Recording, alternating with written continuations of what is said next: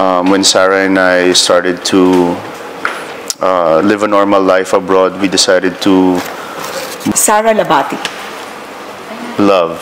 Ay ko po, napaka-importante, di ba?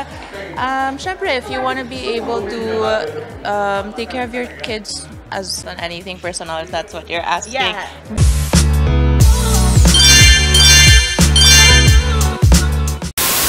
Magandang araw mga kachika! Rigel po ulit ang inyong chika patron. Bago tayo magsimula mga kachika, inaanyayahan ko muna kayong mag-subscribe dito sa ating munting channel para palagi kayong updated sa mga latest at nagte-trending na mga showbiz balita. Marami ang nagsasabi na action speak louder than words. Kumbaga mga kachika, kahit hindi ka magsalita, yung mga aksyon o ginagawa mo, kaya nang mag-express ng tunay mong nararamdaman.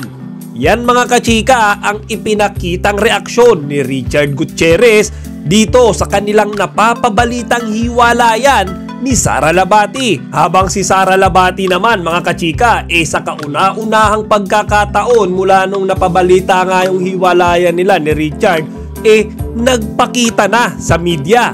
Alamin din natin mga kachika kung ano nga ba yung kanyang naging reaksyon dito rin sa chismis ng hiwalayan na ito. 6 na linggo pa lamang ang nakakalipas nang nagbigay ng talaga namang napaka-sweet na mensahe si Richard Gutierrez sa kanyang asawa na si Sara Labati. Sa pamamagitan kasi mga kachika ng kanyang official Instagram account, nagbigay siya ng birthday message para sa kanyang asawa. Halika, basahin natin. My love, my best friend, my wife, 11 years together and my love and loyalty for you remains steadfast. I want to express my deepest gratitude for everything that you do for our family and the boundless nurturing love that you give Zion and Kai. May God bless this day with laughter, happiness, and renewed sense of love and strength. Happy birthday, my love. Diba mga kachika, talaga namang napaka-sweet pa dyan ni Richard Gutierrez. Tapos mga kachika, kalaki pa nung mensahe na yan sa Instagram, yung compilation nung kanilang mga larawan habang sila ay nagsasama pa. Pero sa isang iglap, biglang naglaho yung post na yan mga kachika. So binura yan ni Richard Gutierrez. Kasabayan nang pumutok yung balita na sila ay hiwalay na ni Sara. So ngayon mga kachika, itong reaksyon na ito ni Richard Gutierrez. Hindi siya nagsasalita tungkol sa hiwalayan. Pero yung aksyon niya ng pagbubura ng post ng kanyang sweet na mensahe sa kanyang asawa ay tila napaka makahulugan. Diba mga kachika, kung buburahin mo ang isang sweet na mensahe na ibinigay mo sa iyong taong minamahal, ibig sabihin nun mga kachika, diba, it's either magkaaway kayo or hiwalay na kayo. Ngayon dahil nga sa mga chismis, lalo na nitong latest interview kay Annabel na hindi na sila nagsasama, malamang sa malamang mga kachika ang kahulugan ng pagbubura ni Richard Gutierrez ng kanyang sweet message kay Sara, hiwalay na sila. Ayan mga kachika, di ba? Kaya totoo yung action speak louder than words Kahit hindi siya magsalita, yung kanyang ginagawa nagbibigay na sa atin ng kanyang mensahe sa estado ng kanilang relasyon ni Sara Labati. Samantala mga kachika, alam nyo ba na nagkaroon ng pagkakataon na ma-interview ng media si Sara Labati? Ito ay noong araw na ipinopromote at ipinakilala ang mga taong gaganap at bibida sa kanilang bagong serye na pinamagatang Lumuhod Ka sa Lupa.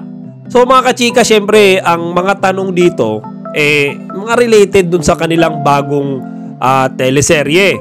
Pero nasingitan ito ng isang tanong tungkol sa pinagdadaanan nilang relasyon ni Richard Gutierrez.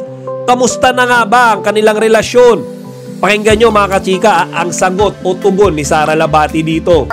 No comment naman si Sara sa issue ng umano'y breakup nila ng mister. Yan ay sa kabila na maanghang na post ng kanyang biyenang, si Annabel Rama, kung saan sinabi niyang nag-umpisang malaking gulo ng mag-asawa nang umuwi sa Pilipinas ang mga magulang ni Sara.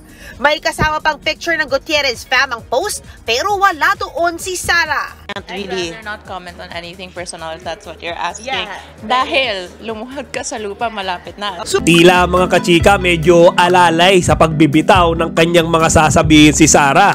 Kaya imbis na magbahagi siya ng kanyang panig, mas pinili niyang manahimik na lang muna. Pero napaisip ako mga kachika doon sa isang sinabi niya na sa Pasko daw magkakasama sila ng kanyang mga anak. Susubukan ng diva na umpisahan na ang production ng Lumuhod Ka sa Lupa bago ang Pasko. Kahit magiging busy ang holiday season ni Sara, hindi pa rin siya sure kung saan sila magpapasko. Even if I'm working, I'm still gonna be very hands-on with the kids and make sure we have a good Christmas.